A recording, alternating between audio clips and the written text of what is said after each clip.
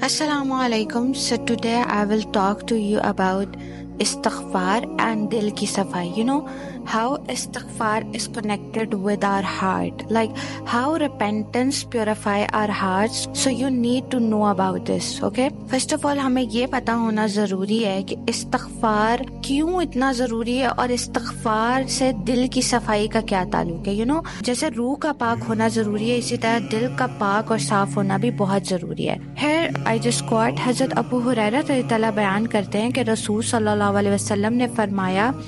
कि मोमिन जब गुनाह करता है तो उसके दिल पर एक स्याह दाग पड़ जाता है,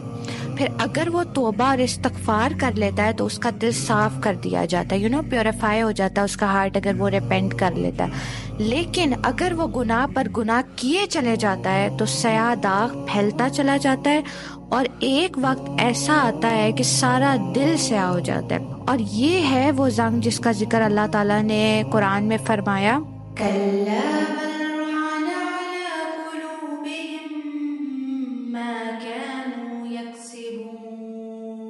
हरगिज नहीं बल्कि दरअसल उन लोगों के दिलों पर उनके बुरे अमाल का जंग चढ़ गया है। जस्ट फोकस ऑन इट कि अल्लाह सुब्हानहू व तआला ने कुरान के अंदर भी ये हमें वाज़ेह तौर पे बता दिया है कि जो लोग बुरे अमाल करते हैं तो उनके दिलों पर जंग लग जाते हैं। एंड तिरमिज़ी की इब्ने माजा मिशकात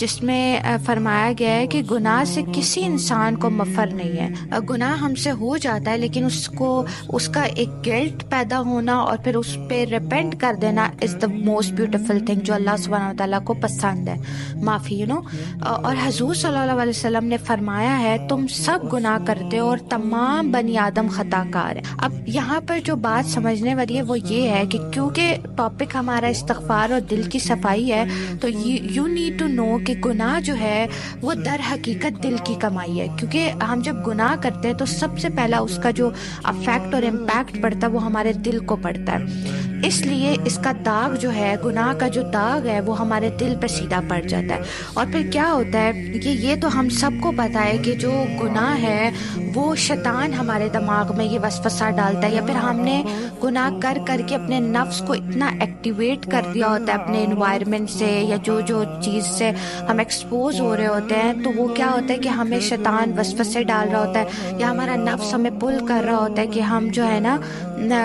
गुनाह करें। तो क्या होता है कि जब हम एक गुनाह कर लेते हैं ना तो क्योंकि शैतान उसमें कामयाब हो जाता है तो उसके बाद वो फौरन दूसरा जाल बिछाना शुरू कर देता है। और जो उसका दूसरा जाल होता है वो हमेशा याद रखिए कि वो आपको ये वसवसे डालेगा कि अल्लाह तुम्हें बख्शेगा नहीं, एंड अपनी ज़ात से, और फिर मायूसी का वसवसा डालेगा आपके अंदर। मतलब समटाइम्स ऐसे होता है ना, लोग सोचते हैं कि हम मेरे से गुनाह हो गया है ना, लेट्स सपोज, तो अल्लाह ताला मुझे माफ़ नहीं करेगा, मैं किसी लायक नहीं हूँ, मैं किस मुंह से अल्लाह के पास जाऊँगा। ऐसा नहीं है। अल्लाह ताला ने कुरान में वाज़ेह तौर पे कहा है कि ओ माय सर्वेंट्स, अगर तुम अपनी जानों पर ज्यादती भी कर देते हो गुनाह कर करके, लेकिन फिर तुम रिपेंट करते हो तो मैं तुम्हारे सब के सब गुनाह माफ़ कर दूंगा।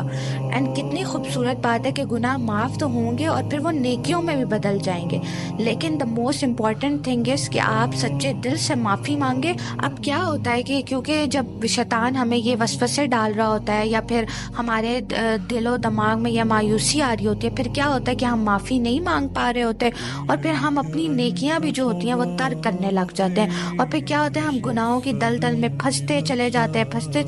हैं और फिर क्या होता है, एक वक्त आता है कि दिल बिल्कुल ही स्याह हो जाता है और ये स्याही बंदे और रब के दरमियान एक दीवार बन जाती है। अल्लाह गफूर और रहीम है, वो आपको ज़रूर माफ़ करेगा। अपने गुनाहों के वबाल से बचने वाले सिर्फ वो लोग हैं जो गुनाह करने के फौरन बाद अल्लाह की तरफ लपकते हैं, उसके दामन रहमत से चिमट जाते हैं। आसान तरीका यही है कि अगर आपसे गुनाह हो, आपके अंदर हया का एलिमेंट अभी तक है कि आपको वो गिल्ट हो रहा है कि मुझसे गुनाह हो गया है, तो आप फ़ौरन अल्लाह के पास जाएं और नदामत से और